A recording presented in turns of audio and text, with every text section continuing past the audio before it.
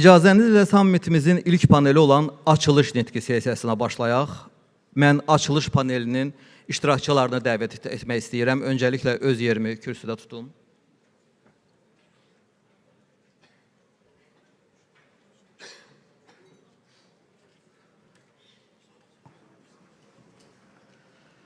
Azərbaycan Respublikasının Mərkəzi Bankının sədr müavini cənab Vüsal Xəlilov.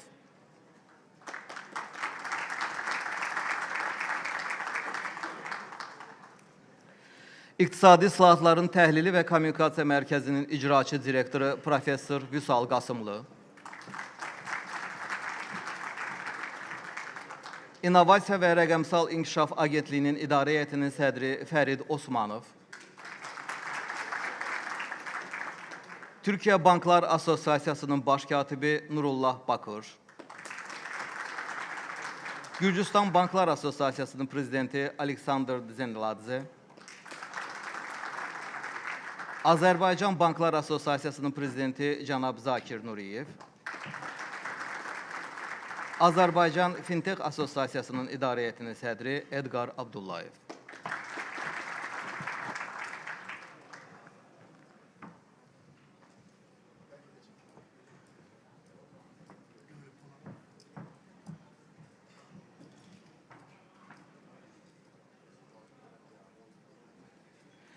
Beləliklə, açılış panelimizə başlayırıq. İlk çıxış etmək üçün söz Mərkəzi Bankın sədr müavini cənab Vüsal Xəlilova verilir. Vüsal müəllim, buyurun. Burada zəhmət olmasın. Bəli. Orada işləyir. Yandıraq onu.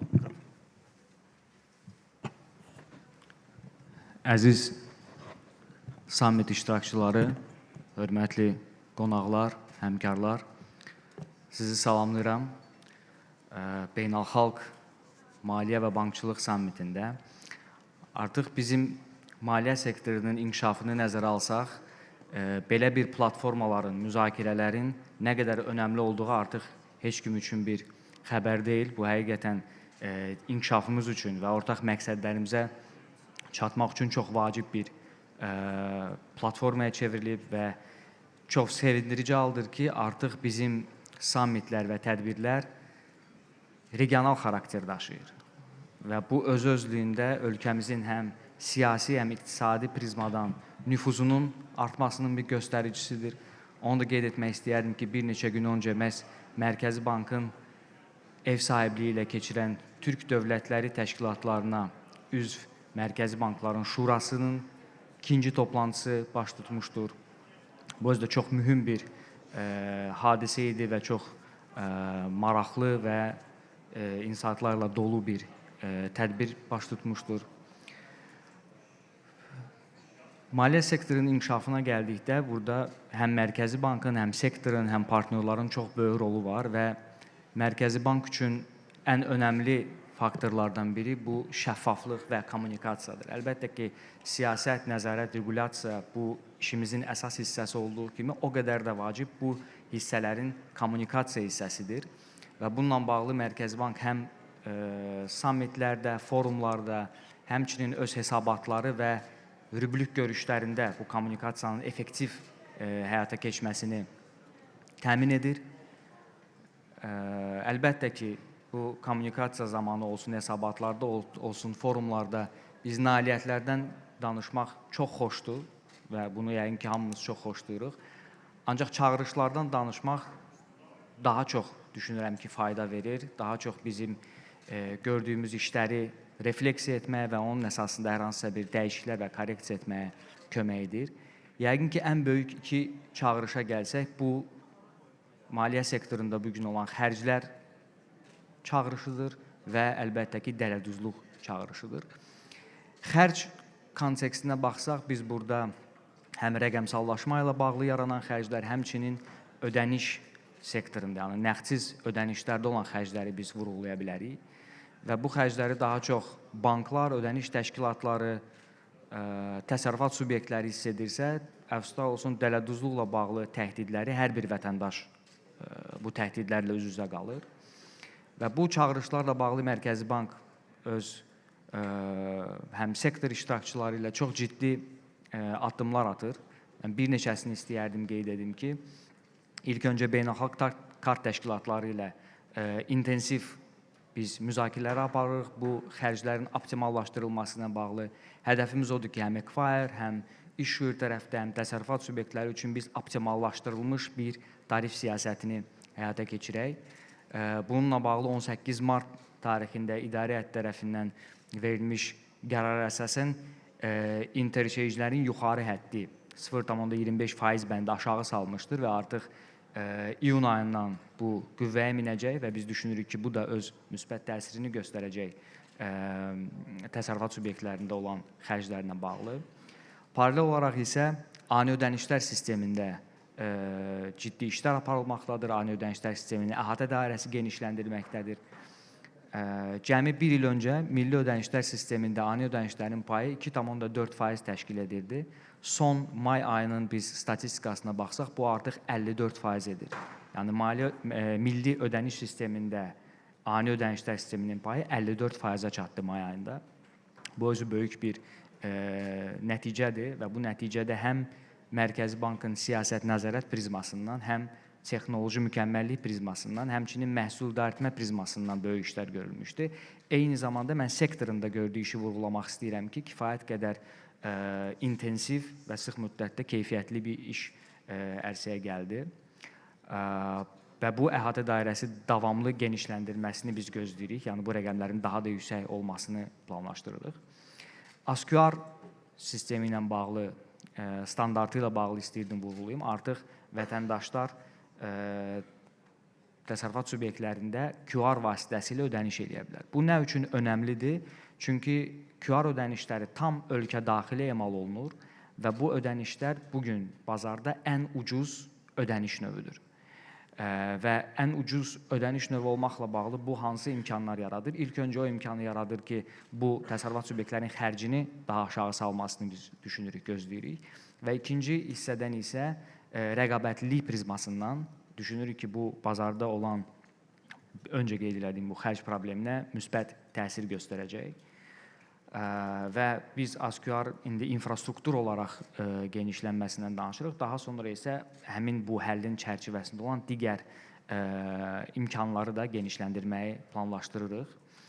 Sözsüz ki, bütün bu addımlar məhz qeyd etdiyim bu xərc çağırışını qarşısını almaq üçün atılır.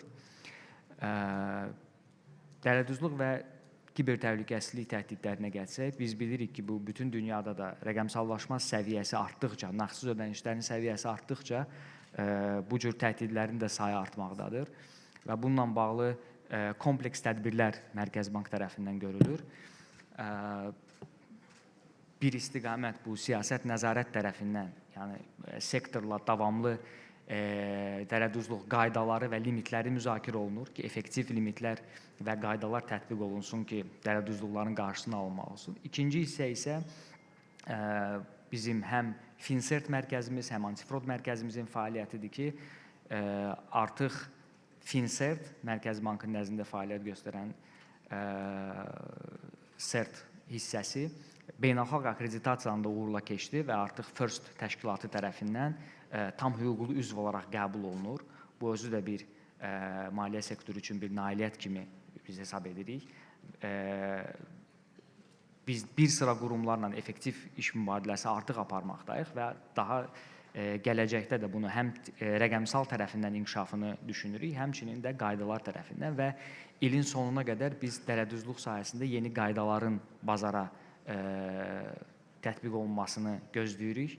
Bu, sırf dələduzluq idarə edilməsi, fraud idarə edilməsi tərəfindən düşünürük ki, mühüm addım olacaq ki, təşkilatlar öz həm daxili risk əsaslı yanaşmasını tətbiq edəcəklər və hər bir təşkilat özünə uyğun, öz risk apetitinə uyğun qaydalarını müəyyənləşdirəcək. Əlbəttə ki, bu çağırışlar davamlı olacaq. Biz elə bir hala, heç bir dünyada belə bir təcrübə də yoxdur ki, bu çağırışlar tam əldə olunsun. Ancaq bu davamlı həm Mərkəzi Bankın, həm sektorun, həm partnyorlarımızın birgə işi ilə bu çağırışlarla effektiv mübarizə aparacağıq. Sonda istəyərdim rəqəmsallaşma və süni intellekt hissəsinə də toxunum. 11 fevral Cənab Prezident sədrliyi ilə keçirilmiş müşavirədə qeyd olunduğu kimi rəqəmsallaşma və süni intellekt hissəsi ölkəmizin prioritet olaraq müəyyən edilmişdi və maliyyə sektoru da ölkəmizin ən çox rəqəmsallaşmış sektor olaraq da öz strategiyalarında, öz təşəbbüslərində bunu nəzərə almaqdadır. Biz həm Mərkəzi Bankın daxili strategiyası olaraq, həm dövlət proqramı olaraq bu istiqamətlərdə davamlı işlər aparırıq və sektorla da bunu belə deyək, iki tərəfli məlumat mübadiləsi əsasında keçiririk. Rəqəmsallaşma və süni intellektin tətbiqi hesab edirik ki, hər bir təşkilatda geniş miqyasda tətbiq olunacaq və bugünkü mövzularda da biz onu görürük, sammitin daxilində olacaq və Mərkəzi Bank öz daxilində də süni intellektin istifadəsini geniş həyata keçirir. Xüsusən də bütün təhlükəsizlik məqamları nəzərə alaraq məhsul yaradılması istiqamətində biz kifayət qədər uğurlar əldə etmişik, kifayət qədər sürətləndirmə əldə etmişik və bütün bu inkişafın əsasında biz Mərkəzi Bankın rolunu yenidən düşünürük və dünyada da biz bu trendi görürük ki, artıq Mərkəzi Bank ənənəvi regulyator olaraq deyil, rəqəmsal maliyyə ekosistemini quran bir qurum kimi çıxış edir. Buna görə mən həm partnyorlara, həm maliyyə sektoru, maliyyə institutlarından bu ekosistemin qurulmasında öz töhfələrini verməyini dəvət edirəm.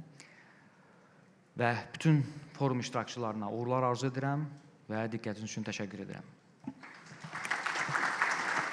Biz təşəkkür edirik Vüsal müəllim. Vüsal müəllim, lakanik cavab almaq üçün bir kiçik sualla müraciət etmək istəyirəm. Siz Mərkəzi Bankın rəqəmsal gündəliyi barədə danışdınız.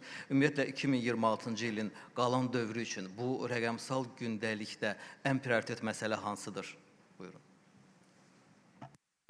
Çox sağ olun, suala görə. Hesab edirəm ki, hər hansı bir prioritet məsələ seçmək çox çətin olar, çünki çox geniş bir spektrdə mövzudur. Yəqin ki, mən bir neçə məqamı vurğulayardım. Bir, bizim yaratdığımız əsas mandatımız olaraq siyasət və nəzarət prizmasıdır ki, rəqəmsallaşma və süni intellekt sahəsində olan vacib olan minimal tələblərin formalaşdırmasıdır. Artıq biz IT idarə etmə ilə bağlı keçən il tövsiyələrimizi bazara təqdim etdik. Bu il onun bir hissəsi qayda olaraq tətbiq olunacaq və rəqəmsal inkişaf üçün nəzərdə tutulan bir sıra hissələrdə qaydalarımızın çıxmasını üzərində işləyirik və əsas ən vacib olan isə bizim platformalardır. Yəni ekosistemin inkişafı üçün açıq bankçılıqdır, ani ödənişlər sistemidir, innovasiya çərçivəsində olan xüsusi tənzimləmə rejimidir və bu hissədə hesab edirəm ki, bizim əsas prioritetimizdir strategiyamız olaraq.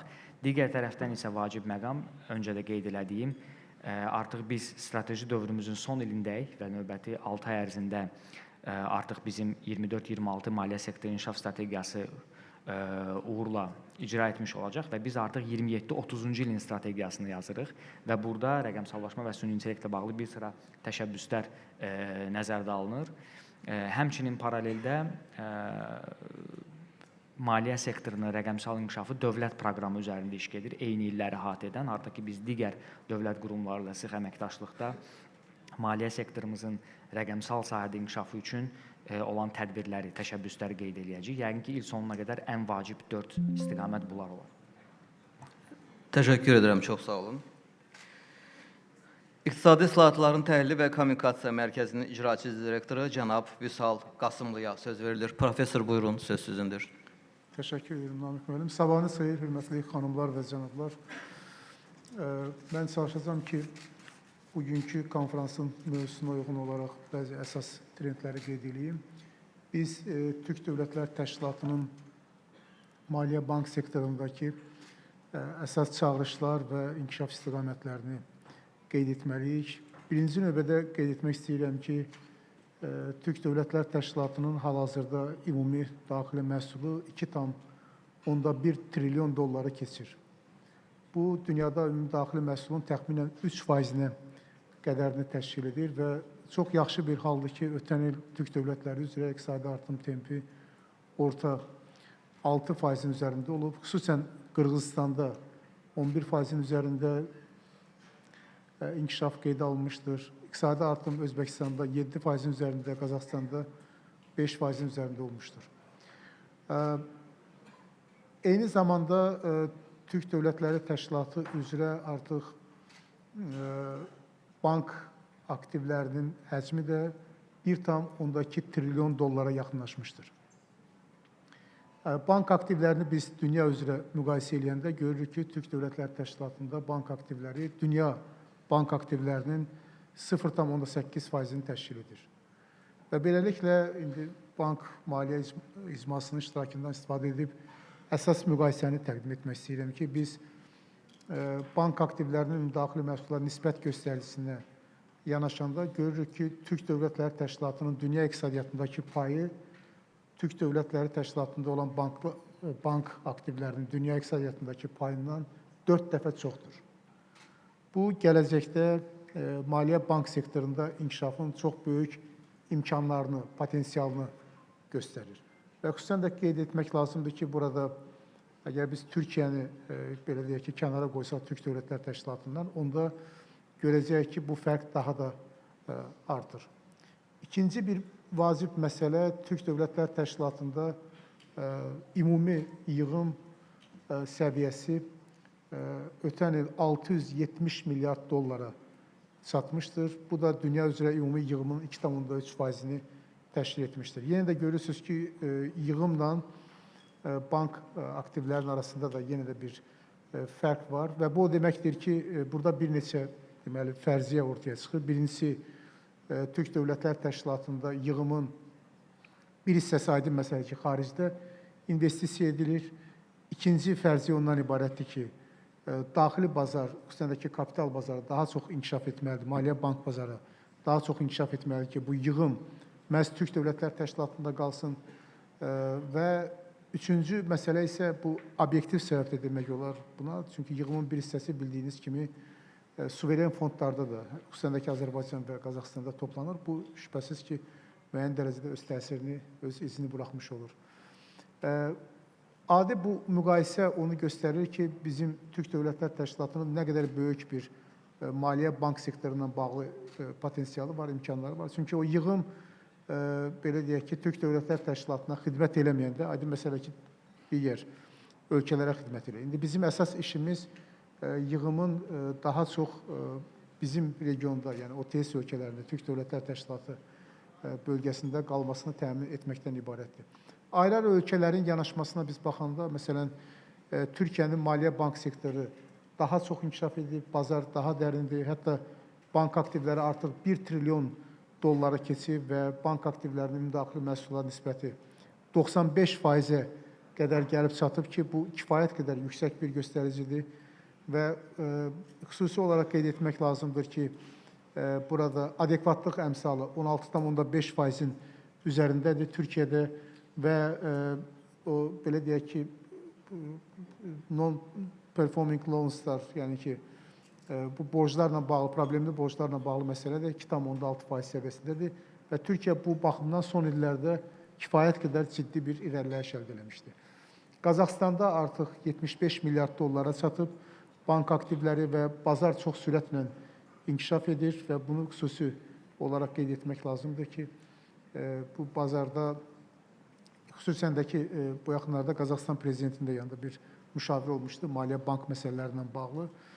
Burada da artıq yenə də xüsusən də ki, müasir texnologiyaların tətbiqi ilə bank sektorunun inkişafından bağlı məsələlər öz əksini tapmışdır. Azərbaycana gələndə onu demək lazımdır ki, xüsusən də qeyri-neft sektorunun daha sürətli inkişafının hesabına bizdə artıq bank aktivləri 35 milyard dollara yaxınlaşır və ən yaxşı hal ondan ibarətdir ki, bizdə problemli kreditlər Türk Dövlətlər Təşkilatı arasında ən aşağı səviyyədədir. Yəni ki, biz bunu 2% həddində saxlayırıq və bu çox kifayət qədər yaxşı bir göstərici sayıla bilər. Özbəkistan çox sürətlə inkişaf edir bank sektoru nöqteyi nəzərindən və xüsusən də ki, mərkəzləşdirilmiş bank yanaşmasından indi daha çox bazar mexanizmlərinə üstünlük verilir. Və 28,5 milyard dollarda Özbəkistanın deməli bank aktivləri qiymətləndirilir. Yekunda mən nəyi deməli ümumiləşdirib demək istəyirəm. Dediyimiz kimi, Türk Dövlətlər Təşkilatının bundan sonraki bank sektorunun inkişafıyla bağlı bir neçə istiqamət çox vacibdir. Yəni, birincisi, aydın məsələdir ki, regulyativ tənzimləmə məsələləri öz həllini tapmalıdır və hüquqi məsələlər öz həllini tapmalıdır. Bunlar çox fundamental məsələlərdir. İkinci məsələ, mən deyərdim ki, texnologiyalarla bağlıdır. Çünki bilirsiniz, süni intellekt, blockchain, bu paylaşmış ledger sistemləri, tokenizasiya, açıq bankçılıq və digər məsələlər ciddi təhdid yaradır bank sektoruna. Bunu biz əvvəllər də bu tip konferanslarda müzakirə etmişik. Hətta mən bu yaxınlarda bir bank sektorundan bağlı həm IMF-in, həm də ki bir başqa nüfuzlu bir qurumun deməli hesabatını oxudum, tanış oldum. Bank sektoru, xüsusən də ki fintechlər və açıq bankçılıq nöqteyi nəzərindən çox ciddi bir rəqabətlə üzbəüzdür. Hətta bunu Amerika, Avropa bankları da artıq öz üzərində hiss edirlər. Və yeganə yol ondan ibarətdir ki, burada bu texnologiyaların, belə deyək ki, qarşıya qoyduğu çağırışları düzgün qiymətləndirmək, düzgün diaqnostikanı müəyyənləşdirmək və bunun əsasında da qərar qəbul etmək lazımdır. Çünki bizim indiki halda, belə deyək ki, bank sektoruna bağlı ayrı çıxış, belə deyək ki, imkanlarımız yoxdur. Üçüncü məsələ isə aydın məsələdir ki, deməli, insan kapitalının inkişafı, xüsusən də ki, bank, maliyyə mədəniyyətinin daha da inkişaf etdirilməsidir. Və bu üç istiqaməti mən düşünürəm ki, Türk Dövlətlər Təşkilatı özündə, xüsusən də ki, 2040 hədəflərinə, vizyonuna uyğun olaraq müəyyənləşdirməlidir. Azərbaycana gəlincə, Cənab Prezidentin tapşırığı əsasında bildiyiniz kimi 27-30-cu illər üzrə ölkənin sosial-iqtisadi inkişaf proqramı hazırlanır.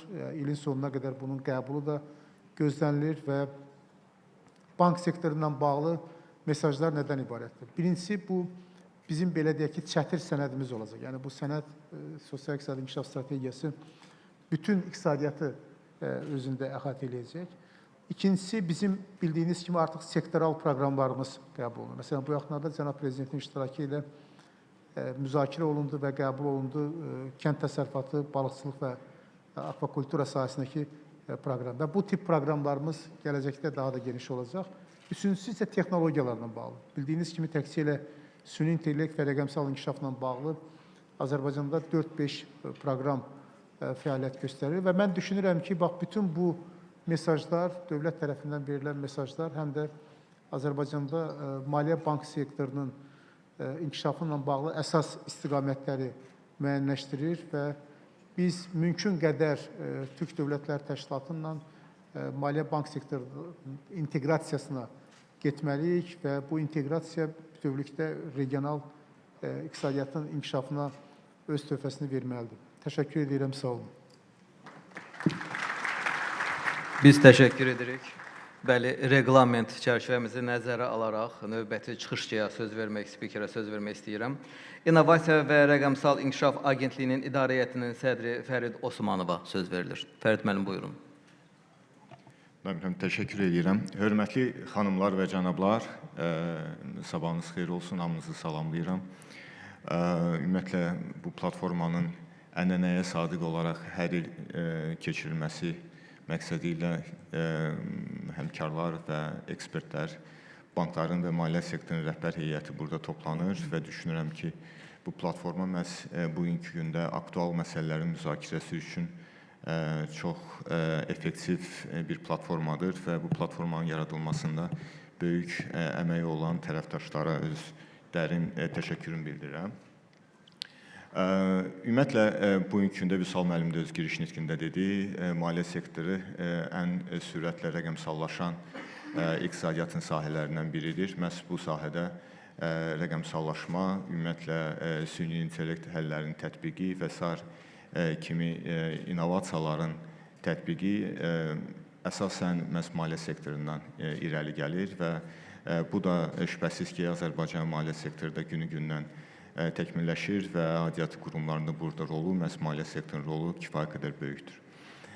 Qeyd olunmalıdır ki, ümumiyyətlə rəqəmsallaşma və texnologiya bugünkü gündə ölkəmizin siyasi gündəliyinin ən başlıca mövzularından biridir və ölkə rəhbərliyinin birbaşa diqqəti məhz rəqəmsallaşma və ölkəmizdə ümumiyyətlə süni intellektin və texnologiyaların inkişafı və Azərbaycanın nəinki rəqəmsallaşmış bir dövlət, həmçinin də regional bir haba çevrilməsi istiqamətində davamlı tədbirlər həyata keçirilir və Vüsal müəllim də qeyd elədiyi kimi artıq ötən dövrlərdə 25-ci ildən başlayaraq rəqəmsallaşma və süni intellekt istiqamətində bir neçə strateji sənədlər və proqramlar qəbul olunmuşdur.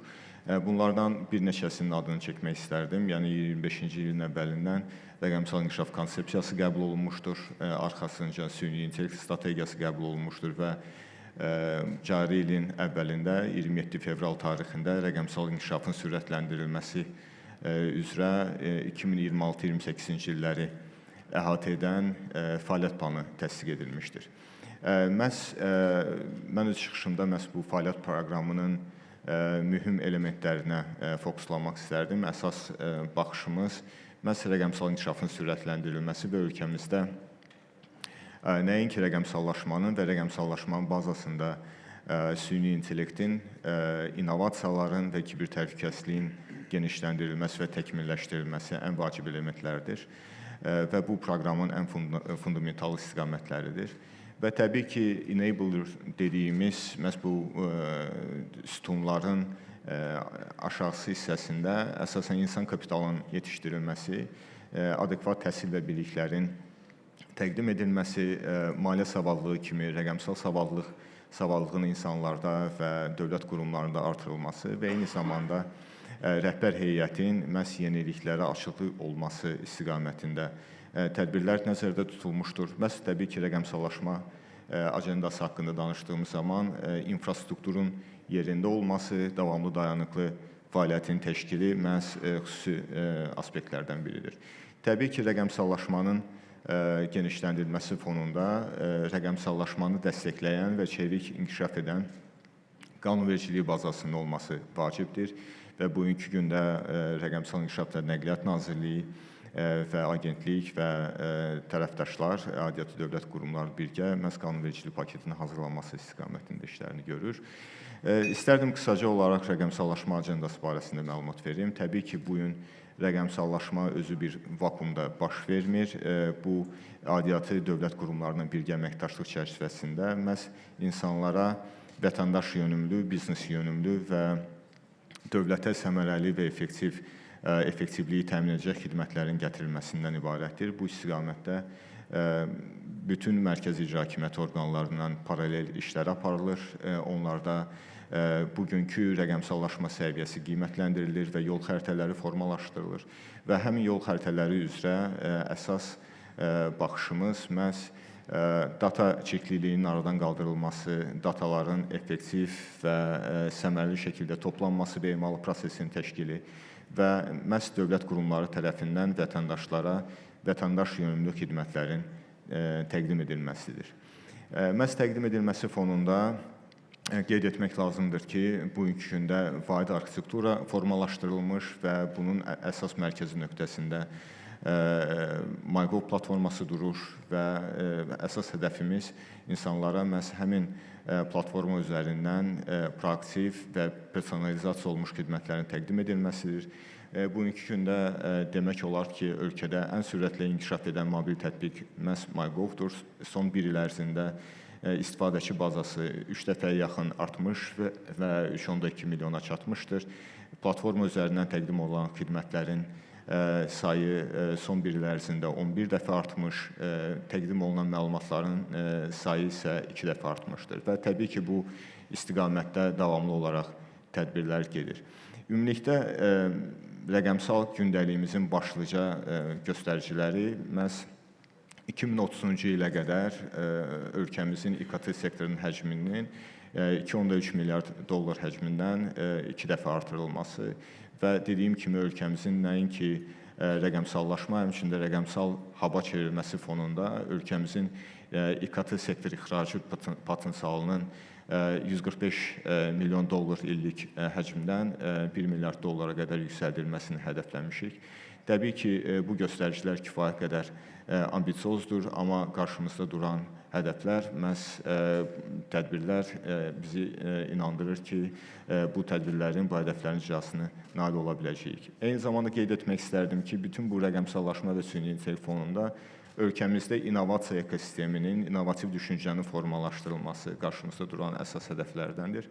Bu istiqamətdə Mərkəzi Bank və digər aidiyyatı qurumlarla böyük bir qanunvericilik paketinin üzərində işlərimizi tamamlamaq üzrəyik və yaxın zamanlarda məhz ölkəmizdə venture fondları, crowdfunding, maliyyə alətləri, texnoparkların təqdim etdiyi güzəştlər, yüksək ixtisaslı mütəxəssislərin ölkəmizə gəlməsi prosesinin sadələşdirilməsi və digər bu kimi məsələlərin məhz qanunvericilik bazası formalaşdırılacaq və ümidvarıq ki, bu qəbul olunacaq qanunvericilik paketi ölkəmizdə məhz İKT sektorunun, o cümlədən həmçinin maliyyə sektorunun sürətli şəkildə inkişafında öz töhfəsini verəcəkdir. Bir daha fürsətdən istifadə edərək bu tədbirin, sammitin işində uğurlar arzu edirəm. Təşəkkür edirəm. Biz təşəkkür edirik Fərid müəllim. Söz Türkiye Banklar Asosiyasyasının baş katibi Nurullah Bakır'a verilir. Çok teşekkür ediyorum. Azerbaycan Merkez Bankası'nın kıymetli temsilcileri, kıymetli misafirler, Azerbaycan Bankalar Birliği Saygıdeğer Başkanı Zakir Bey, sizleri saygıyla selamlıyorum.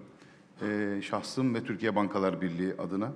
Öncelikle sözlerime başlarken Türkiye Bankalar Birliği Yönetim Kurulu Başkanı Sayın Alparslan Çakar'ın selamlarını ileterek söze başlamak istiyorum. Önemli bir toplantısı olduğu için maalesef son dakika gelemedi. Yoksa bugün bizlerle birlikte olacak, bu konuşmayı da burada kendisi icra edecekti her zaman olduğu gibi. Şahsen benim için Bakü'de bulunmanın bir başka güzel tarafı da 2017-2020 yılları arasında Müşahede Şurası uzvu olarak Ziraat Bank Azerbaycan'da görev yaptım ve çok kereler buraya geldim. Dolayısıyla kıymetli dostları bir kez daha burada görmekten duyduğum memnuniyeti, bir kez daha Bakü'de bulunmaktan duyduğum memnuniyeti de dile getirmek isterim. Bölgesel işbirliğinin teşvik edilmesi ve uluslararası ortaklık fırsatlarının değerlendirilmesi amacıyla gerçekleştirilen bu zirvenin ülkelerimiz ve sektörlerimiz açısından yeni ufuklar açacağına inanıyorum. Bölgesel işbirliği deyince ben çok kısaca sözlerimin başında Türk Devletleri Banka Birlikleri Konseyi'nden bahsetmek istiyorum. Bugün itibariyle başkanlığını Sayın Alparslan Çakar'ın, başkan vekilliğini de Zakir Bey'in yaptığı önemli bir organizasyon.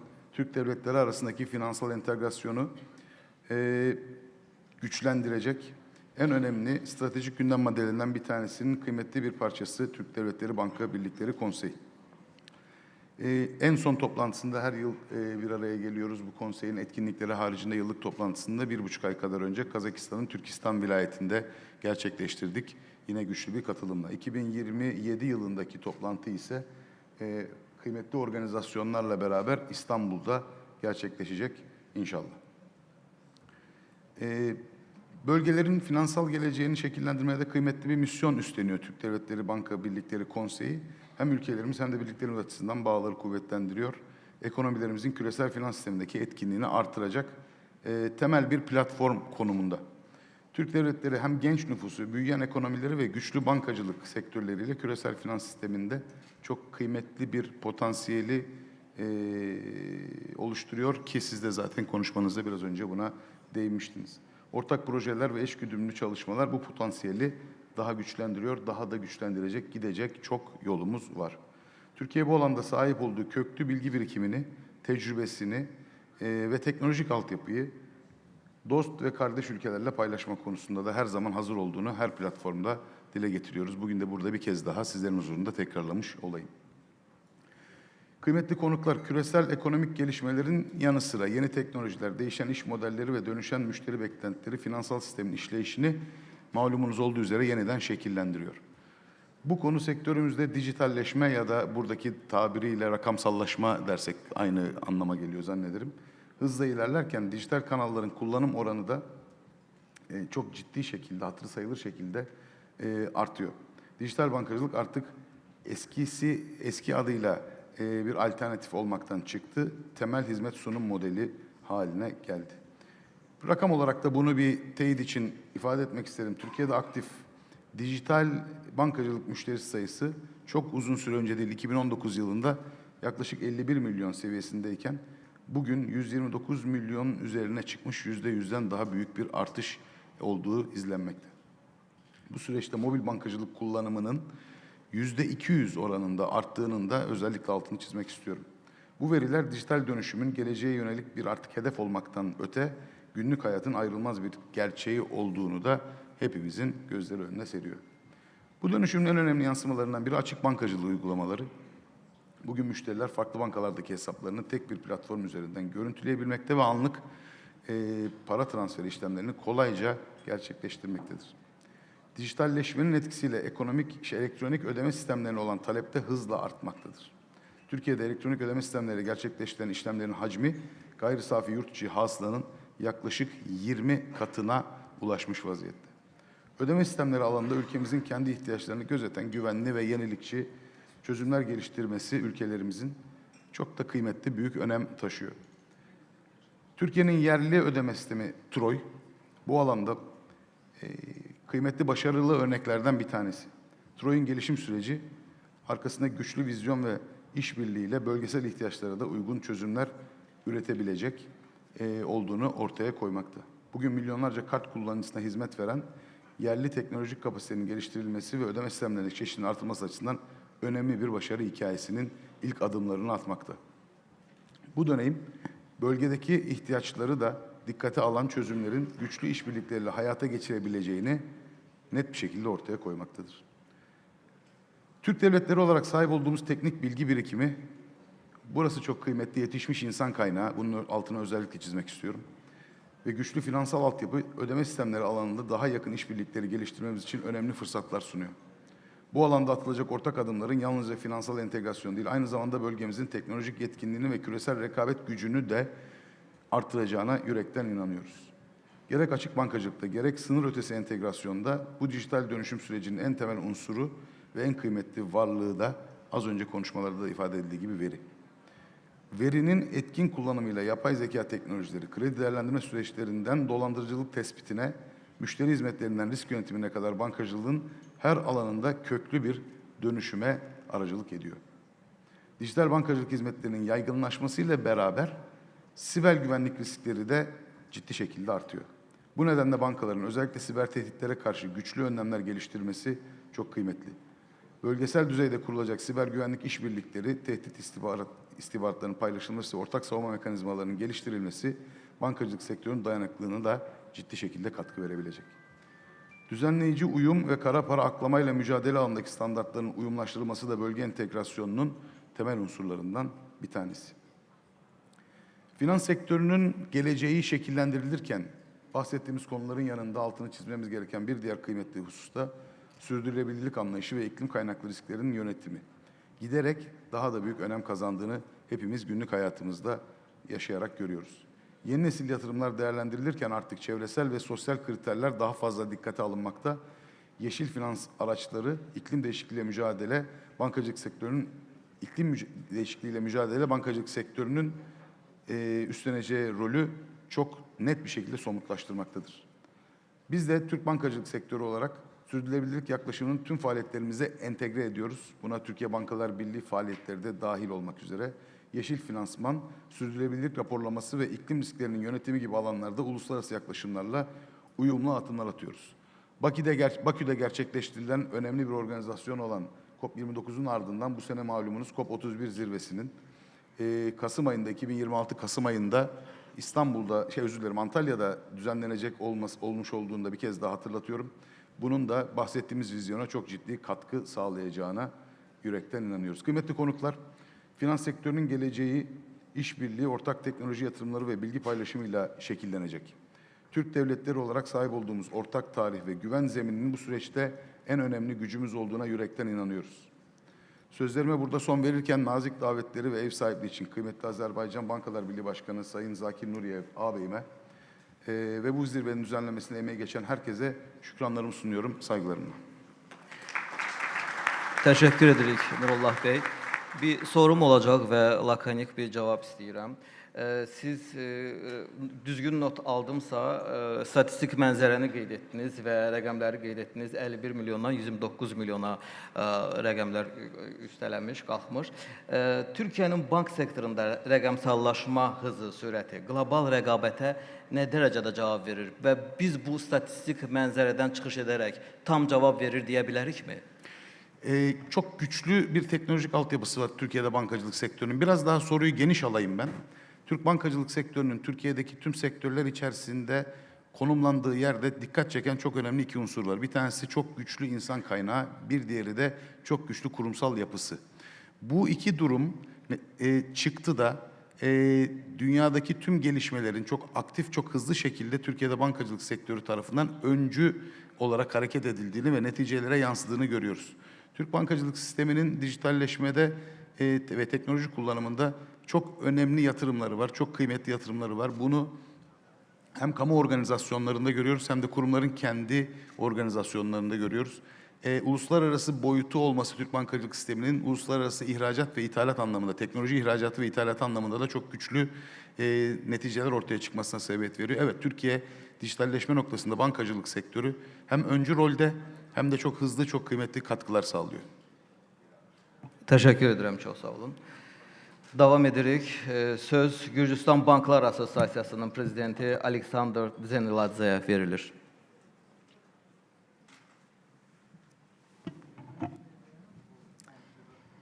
Distinguished governors, presidents, and representatives of associations, esteemed colleagues, ladies and gentlemen, I will try to say in Azerbaijanian, İcaza verin sözüme Azerbaycan Banklar Asosiyanı bu summit ve samimi karşılama için teşekkür etmekle başlayayım.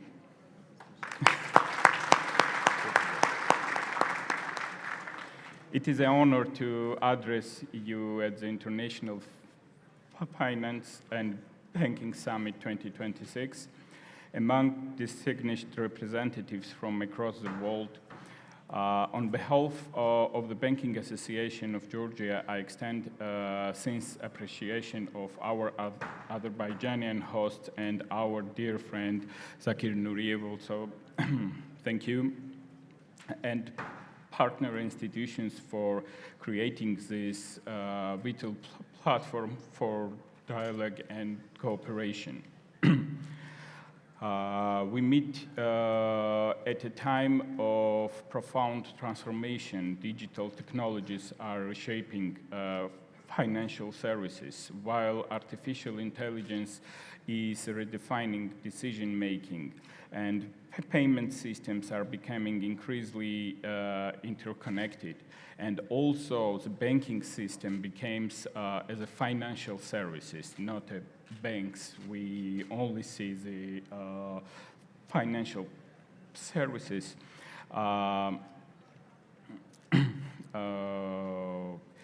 Cybersecurity, compliance, and resilience matter more than ever is very important for us. In such an environment, regional cooperation is not optional, is essential. In this emerging reality, no country can navigate change alone. Regional cooperation has become essential. The countries represented here share a rare opportunity. We are connected not only by geography and economic interest, but increasing by a common ambition to build financial systems that are modern, inclusive, secure, and globally integrated. Georgia's banking sector have a very good start and became one of digital leaders in region.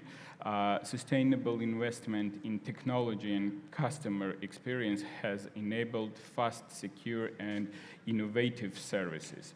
We firmly support initiatives that deepen cross-border cooperation, facilitate trade and investment, and strengthen connectivity between of markets.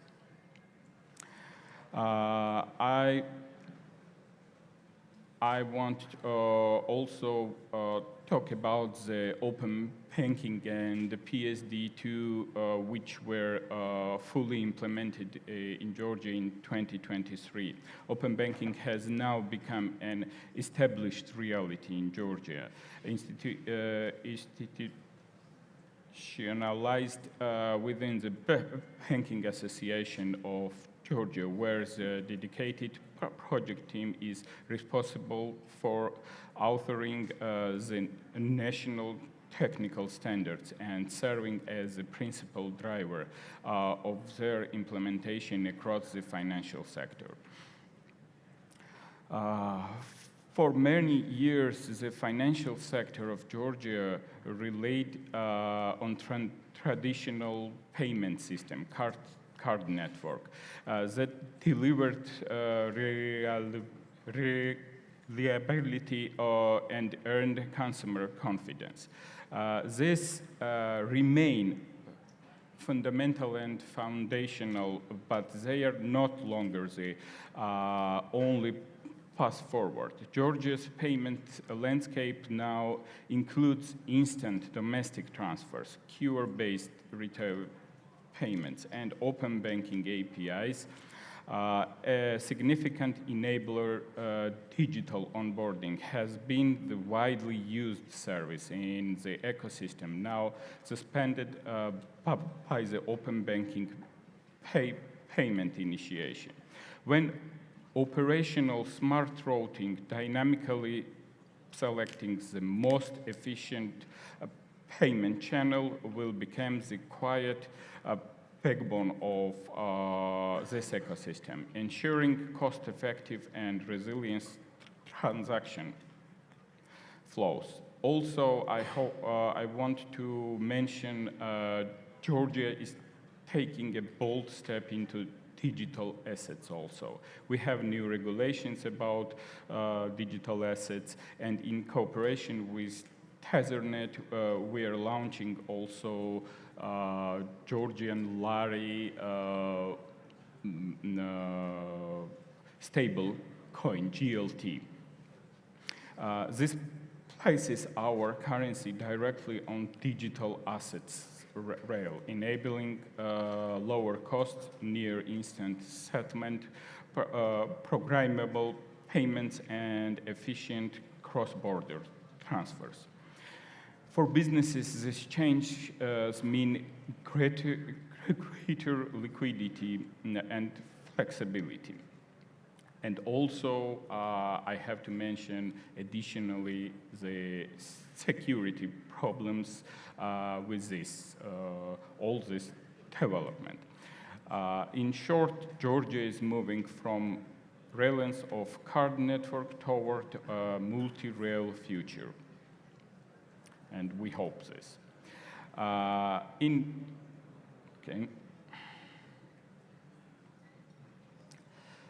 The Council of Banking Association of the Turkic states has already shown the value of a collaboration, and we can take this as example also. I am confident the discussion ahead will strengthen partnership and generate new ideas we can translate into action. The challenges are significant, but so are the opportunities. By working together, we can accelerate innovation, strengthen resilience, expand access, and ensure our regional plays an ever greater role in the global financial landscape. And finally, I want to introduce our new initiative in Georgia, which is based to raise awareness for our customer, our podcasts. It calls Not So Boring, because finance are very boring if you don't know what it is. Yes. And you can also see it. thank you once more and wish you a very good day. Thank you. Mr. Rinaldi, thank you very much for your insightful speech and presentation. Söz verilir Azərbaycan Banklar Assosiasiyasının prezidenti cənab Zakir Nuriyevə. Zakir müəllim, buyurun. Təşəkkür edirəm. Hörmətli qonaqlar, dəyərli tədbir iştirakçıları, xanımlar və cənablar, sizi Azərbaycan Banklar Assosiasiyası adından bu tədbirdə iştirakınıza və verdiyiniz dəstəyə görə təşəkkür edir və salamlayıram. Rəqəmsal transformasiyanın sürətlənməsi, ödəniş sistemləri, ekonomi sistemində yeni texnologiyanın tətbiqi, ani ödəniş sistemlərinin genişlənməsi, rəqəmsal bankçılıq və innovativ maliyyə həlləri Türk dövlətləri arasında maliyyə inteqrasiyası üçün yeni bir imkanlar yaradır. Təbii ki, hər bir dövlətin, hər bir üzv təşkilatın öz maliyyə imkanları da burada mühüm rol oynayır. Məndən öncə hörmətli Vüsal müəllim və hörmətli Türkiyə Banklar Assosiasiyasının baş katibi dəyərli dostumuz əldə edilmiş nailiyyətlər haqqında məlumatlar verdi və mən də icazənizlə Azərbaycan bank sektorunun əldə etdiyi bəzi nailiyyətlər haqqında qısa məlumat verərdim. 2026-cı il aprel ayının göstəricilərinə əsasən bank sektorunun aktivləri ötən ilin müvafiq dövrü ilə müqayisədə 5% artaraq 57,4 milyard manata çatmışdır. Bu göstərici bank sektorunun ümumi maliyyə tutumunun genişləndiyini və iqtisadiyyata vasitəçi rolunun gücləndiyinin bir daha göstəricisidir. Kredi portfeli üzrə müsbət dinamika müşahidə olunmaqda davam edir. Bank sektorunun cəmi kredi portfeli 8,9% artaraq 30,6 milyard manata çatmışdır. Xüsusilə biznes kreditlərin həcmi artaraq 16,3 milyard manata çatmışdır. Real sektorun maliyyələşməsi kompleksində xüsusi əhəmiyyət kəsb edən istiqamətlərdən birisi də aqrar sektordur. Bildiyiniz kimi və Vüsal müəllim qeyd etdiyim kimi Azərbaycan Respublikası Prezidentinin bu yaxınlarda təsdiq edilmiş Azərbaycan Respublikasının kənd təsərrüfatı, balıqçılıq və akvakultura məhsullarının istehsal və emalı sahələrinin inkişafına dair 26-30-cu illər üzrə dövlət proqramının maliyyə resurslarının çıxış imkanlarının genişləndirilməsi əsas prioritetlərdən biri kimi müəyyən edilmişdir. Bu, aqrar kredi kooperativinin yaradılması və dəstəklənməsi, aqrar sığorta, subsidiya, zəmanət və güzəştli kredi mexanizmlərinin genişləndirilməsi nəzərdə tutulur. Bu baxımdan dövlət fondları tərəfindən verilən kreditlərin dinamikası da diqqətə layiqdir. Ötən hesabat dövründə dövlət fondlarının bütün istiqamətlər üzrə verdiyi kreditlərin həcmi 1,2 milyard manata çatmışdır. Bank sektorunun ümumi göstəricilərinə qayıtdıqda isə depozit portfelinin bazasında artımın davam etdiyini müşahidə edirik. Bütövlükdə depozit portfeli 37,8 milyard manat ötmüş, illik müqayisədə 2,8% artmışdır. Eyni zamanda fiziki şəxslərin depozitləri isə daha yüksək templə 18,7% artaraq 17,3 milyard manata çatmışdır. Bu göstərici əhalinin bank sisteminə etibarının qorunduğunu və bankların resurs bazasının daha da möhkəmləndiyinin bir daha göstəricisidir. Müsbət tendensiyalardan birisi də dollarlaşma səviyyəsinin azalmasıdır. Depozit portfelinin dollarlaşma səviyyəsi 35,7%-ə, əmanətlərin dollarlaşma səviyyəsi isə 30,2%-ə enmişdir. Bu da həm milli valyutaya, həm də bank sektoruna inamın durmadan artdığının bir daha göstəricisidir. Bankların kapital göstəriciləri də dayanıqlığın bir göstəricisi olaraqdan qeyd edə bilərik ki, 7,7 milyarda çatan və 9,7% artım müşahidə etməsi bankların da daha da kapital bazasının və maliyyə dayanıqlığının gücləndiyinin bir daha göstəricisi kimi çıxış edir. Bank sektorunda diqqət çəkən digər əsas istiqamət rəqəmsal ödənişlərin inkişafıdır. 2026-cı ilk 4 ay ərzində ödəniş kartları ilə aparılan cəmi əməliyyatların həcmi 49,4 milyard manat təşkil etmiş. Bu da ötən ilin müvafiq dövrü ilə müqayisədə təxminən 11% artım deməkdir. Xüsusilə nağdsız əməliyyatların dinamikası daha da sürətlidir. Ödəniş kartları ilə aparılan nağdsız əməliyyatların həcmi 29,9 milyarddan 34,5 milyard manata yüksəlmişdir. Nəticədə nəqdsiz ödənişlərin ümumi kart əməliyyatlarında payı 67,1%-dən 69,9%-ə çatmışdır. Hörmətli iştirakçılar, bu istiqamətdə ölkəmizin strateji baxışını gücləndirən mühüm sənədlərindən biri də Azərbaycan Respublikası Prezidentinin 26-cı il 26 may tarixli sərəncamı ilə təsdiq edilmiş Azərbaycan Respublikası maliyyə inklüzivliyinin genişləndirilməsinə dair 27-30-cu illər üzrə dövlət proqramıdır. Dövlət proqramı bütün vətəndaşların və sahibkarlıq subyektlərinin müasir texnologiyalara əsaslanan maliyyə sistemi vasitəsilə əlçatan və faydalı xidmətlərin bərabər şərtlərlə çıxışını təmin edilməsi yönəlmişdir. Sənəddə maliyyə inklüzivliyinin genişləndirilməsi, rəqəmsal maliyyə xidmətlərinin inkişafı, maliyyə savadlılığının artırılması və maliyyə xidmətləri istehsalçılarının hüquqlarının qorunması əsas istiqamətlər sırasında müəyyən edilmişdir. Bu proqram Azərbaycan rəqəmsal maliyyə ekosisteminin dənizləşdirilməsi, maliyyə xidmətlərinin əhatə dairəsinin genişləndirilməsi və ölkənin regional maliyyə inteqrasiyasında daha fəal rol oynaması baxımından mühüm strateji çərçivə sənədi formalaşdırır. Rəqəmsal transformasiyanın sürətlənməsi və rəqəmsal ödəniş ekosistemində müşahidə edilən inkişaf tendensiyaları Türk dövlətlərinin maliyyə bazarları sahəsində qarşılıqlı inteqrasiya üçün əlverişli imkanlar təqdim edir. Rəqəmsal ödəniş sisteminin sahəsində qabaqcıl regionlarda artıq uzun müddətdir şaxələnmiş inteqrasiyalar mövcuddur. Avropa Birliyində müxtəlif ödəniş alətlərinin tətbiqinə əsaslanan SEPA Target 2 ödəniş sistemləri ASEAN ölkələri, o cümlədən Tayland, Singapur, Malayziya, İndoneziya, Kamboca arasında rəqəmsal ödəniş ekosisteminin formalaşdırılması üzrə təşəbbüslər əlbəttə ki, diqqəti cəlb edir. Hesab edirik ki, Türk dövlətlərin rəqəmsal ekosisteminin formalaşdırılması istiqamətində uğurlu addımlar, o cümlədən ödəniş xidmətləri, ödəniş sistemləri üzrə tənzimləmə nəzarət çərçivəsinin tətbiqi, rəqəmsal banklar haqqında qanunun qəbulu, kriptovalyuta sahəsində qanunvericiliyin formalaşması, ani ödənişlər sisteminin istismara verilməsi, habelə innovativ həllərin tətbiqi üzrə uğurlu islahatlar qarşılıqlı inteqrasiya əlaqələrinin daha da dərinləşməsi üçün mühbüz şərait yaradır. Maliyyə bazarlarının sahəsində ilk Türk dövlətləri arasında qarşılıqlı inteqrasiyaya oxşar infrastruktura malik nüvə komponentləri, o cümlədən ani ödənişlər sistemi üzərində əlverişli formada tətbiq edilə bilər. Həmçinin Türk dövlətləri arasında innovativ həll və texnologiyaların, maliyyə bazarlarında yenilikçi olan yanaşmaların daha çevik və uğurlu tətbiqi üçün tənzimləyici test rejimində iştirak edən təşkilatların qarşılıqlı tanınması təcrübəsi tətbiq edilə bilər.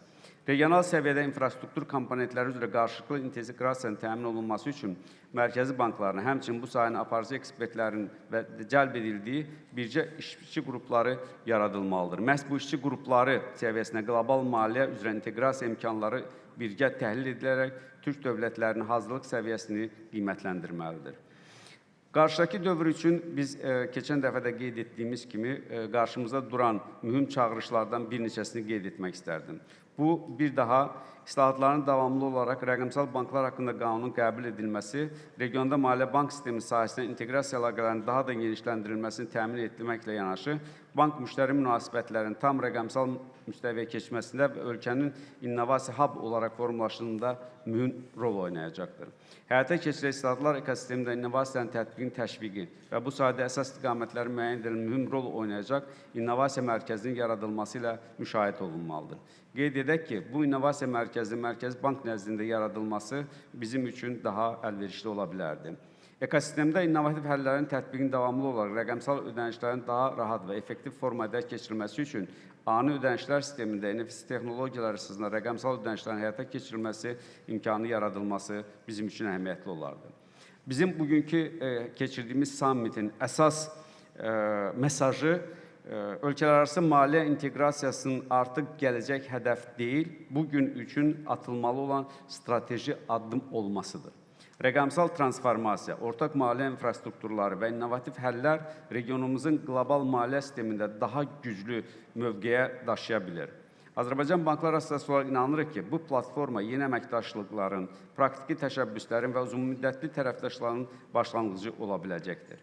Çünki bizim bütün təhlillər onu göstərir ki, digər qonşu türk dilli dövlətlərlə birgə yaradacağımız və inkişaf etdirəcəyimiz ortaq platformalar göstərdiyimiz xidmətlərin maya dəyərinin daha da aşağı salınmasına, göstərilən xidmətlərin çeşidinin daha da genişləndirilməsi üçün mühüm şərait yaradacaq və imkanlar verəcəkdir. Artıq Vüsal müəllim də qeyd etdiyi kimi, Azərbaycan bank sektoru olaraqdan biz əldə etdiyimiz nailiyyətlər, əldə etdiyimiz gəlirlərin əhəmiyyətli hissəsini məhz müştərilərimizə göstərdiyimiz xidmətlərin maya dəyərinin aşağı salınması və qiymətlərin aşağı salınması istiqamətində istifadə etməkdəyik. Artıq Vüsal müəllim də qeyd etdi ki, bu ilin martından başlayaraq da interchange xidmətlərin üzrə tarifin aşağı salınması, qarşıdakı dövrdə bundan irəli gələrəkdən daha da həm təhlükəsizlik tədbirlərinin gücləndirilməsi və bu kart biznesinin inkişafına mane olan müxtəlif amillərin ortadan qaldırılması üçün əlavə tənzimləyici tədbirlərin də tətbiq edilməsini düşünürük. Bu limitlərin təyin edilməsi, kart sayıları üzrə olan limitlərin təyin edilməsi, gündəlik əməliyyatlar və aylıq əməliyyatlar üzrə tətbiq edəcəyimiz müxtəlif limitlər düşünürük ki, kart istifadəçilərinin həm təhlükəsizliyinin artırılmasına, həm bu sahədə olan problemlərin aradan qaldırılmasına mühüm töhfə verəcəkdir. Eyni zamanda Vüsal müəllim də xüsusilə qeyd etdi, ani ödənişlər sisteminin tətbiq edilməsi və QR kod sisteminin tətbiq edilməsi ilə biz həm müştərilərə verdiyimiz xidmətlərin bir daha qeyd etmək istərəm,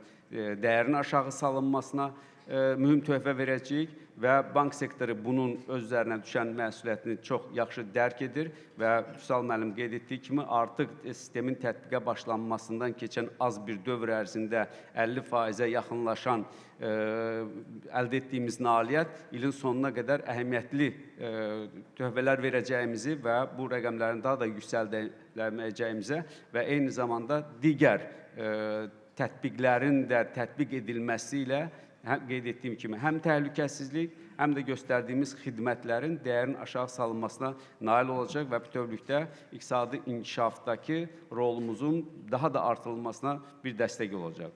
Bir daha hər birinizi gəldiyinizə və bizim bugünkü tədbirimizə verdiyiniz dəstəyə görə öz təşəkkürümü bildirirəm. Sağ olun. Təşəkkür edirik əhatəli çıxış üçün Zakir müəllim. Söz Azərbaycan Fintech Assosiasiyasının İdarə Heyətinin sədri Edqar Abdullayeva verilir. Təşəkkür edirəm. Hörmətli Mərkəzi Bankın rəhbərliyi və nümayəndələri, hörmətli dövlət qurumları, maliyyə institutları və beynəlxalq təşkilatların nümayəndələri, xanımlar və cənablar, hər birinizi Azərbaycan Fintech Assosiasiyası adından salamlayıram və Beynəlxalq Maliyyə Bankçılıq Sammitinin işinə uğurlar arzulayıram. Bugün Azərbaycan maliyyə sektorunun transformasiya tarixində xüsusi bir mərhələdən keçirik. Son illər ərzində ölkəmizdə həyata keçirilən məqsədyönlü dövlət siyasəti nəticəsində rəqəmsal maliyyə ekosistemi sürətlə inkişaf edir və regionun ən qabaqcıl maliyyə infrastrukturuna biz çevrilməkdəyik. Azərbaycan Respublikası Prezidenti cənab İlham Əliyevin rəhbərliyi ilə həyata keçirilən rəqəmsal transformasiya siyasəti çərçivəsində maliyyə sektorunda mühüm institusional və texnoloji əsaslar formalaşdırılmışdır. Və artıq bayaq da haqqında danışdığımız açıq bankçılıq, ani ödəniş sistemi, az QR standartı, rəqəmsal identifikasiya həlləri və innovasiyaların təşviqinə xidmət göstərən həllər, eyni zamanda xüsusi tənzimləmə rejimi, sandbox rejimi kimi imkanlar sektorun inkişafına yeni impuls verir. Xüsusilə qeyd etmək istəyirəm ki, bayaq Zakir müəllim də bunu vurğuladı. Azərbaycan Respublikası Prezidentinin 26 may 2026-cı il tarixli sərəncamı ilə təsdiq olunmuş 2027-2030-cu illər maliyyə inklüzivliyinin genişləndirilməsinə dair dövlət proqramı ölkəmizdə maliyyə xidmətlərinin əlçatanlığının artırılması, rəqəmsal maliyyə həllərinin genişləndirilməsi, maliyyə savadlılığının yüksəldilməsi və innovativ xidmətlərin təşviqi istiqamətində yeni strateji mərhələnin əsasını qoymuşdur. Bu sənəd bir daha göstərir ki, Azərbaycanda maliyyə sektorunun gələcəyi yalnız texnologiyalar üzərində deyil, eyni zamanda inklüzivlik, innovasiya və dayanıqlı inkişaf prinsipləri üzərində qurulur. Fintech sektoru da eyni zamanda artıq maliyyə xidmətinin alternativi deyil, birbaşa iştirakçısıdır. Və Fintech bugün maliyyə sektorunun inkişafının əsas hərəkət verici qüvvələrindən biridir. Biz inanırıq ki, dövlət, tənzimləyici qurumlar, banklar, ödəniş təşkilatları və elektron pul təşkilatları, eyni zamanda texnologiya şirkətləri arasındakı güclü əməkdaşlıqlar Azərbaycanın regionun aparıcı rəqəmsal maliyyə mərkəzlərindən birinə çevrilməsini təmin edəcəkdir. Azərbaycan Fintech Assosiasiyası olaraq bizim əsas məqsədimiz bu transformasiyanın aktiv iştirakçısı olmaq, sektor iştirakçıları arasında əməkdaşlığı gücləndirmək, innovasiyanı təşviq etməklə ölkəmizin rəqəmsal maliyyə gündəliyinin həyata keçirilməsinə töhfə verməkdir. Assosiasiyamızın 27 üzvü ilə birlikdə Mərkəzi Bankımızla koordinasiyalı şəkildə inkişaf etmək və əlavə dəyər qatmaqdayıq. Qürur hissi ilə qeyd etmək istərdim ki, bu gün ölkəmizdə fəaliyyət göstərən uzunmüddətli inkişaf strategiyasına malik, bazarın gələcəyinə inanan, rəqəmsal maliyyə ekosisteminin formalaşmasına fəal töhfə verən lisenziyalı ödəniş təşkilatı və elektron pul təşkilatlarının hamısı bizim assosiasiyamızın üzvüdür. Eyni zamanda Biz Türkiyənin Ödəmə və Elektronik Pul Təşkilatları Birliyi, TÖDEV-lə birlikdə ASFINA olaraq Türk dilli ölkələrin fintech təşkilatların birliyini yaratmışıq, TÜRKFIN adı altında və məqsədimiz Azərbaycan, Türkiyə, Özbəkistan, Qazaxıstan və Qırğızıstanın elektronik ödəniş təşkilatlarını birləşdirmək və ümumi töhfə verməkdir. Əminəm ki, bugünkü müzakirələr yeni tərəfdaşlıqların formalaşması və yeni ideyaların yaranmasına töhfə verəcək və maliyyə sektorunun gələcəyinin müəyyənləşməsinə dəstək verəcəkdir. Sonda başda Zakir müəllim olmaqla ABA-ya və bütün kollektivinə təşəkkür edirəm və bir daha sammitin işinə uğurlar arzulayıram. Çox sağ olun. Təşəkkür edirik. Çox sağ olun. Açılış nitqi üçün bütün spikerlərə təşəkkürümü bildirirəm və hər birinizə zalda əyləşməyi xahiş edirəm və birazdan biz imzalanma mərasiminə şahidlik edəcəyik. Bir daha təşəkkürlər.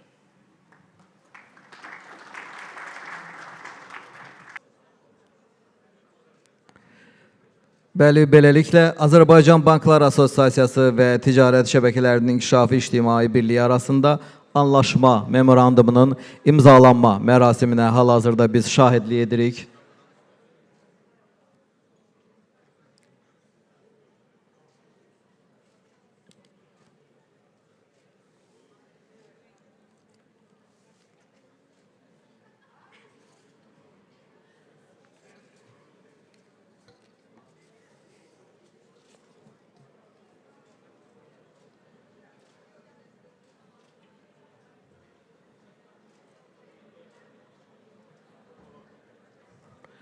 Alqışlarınızı rica edək.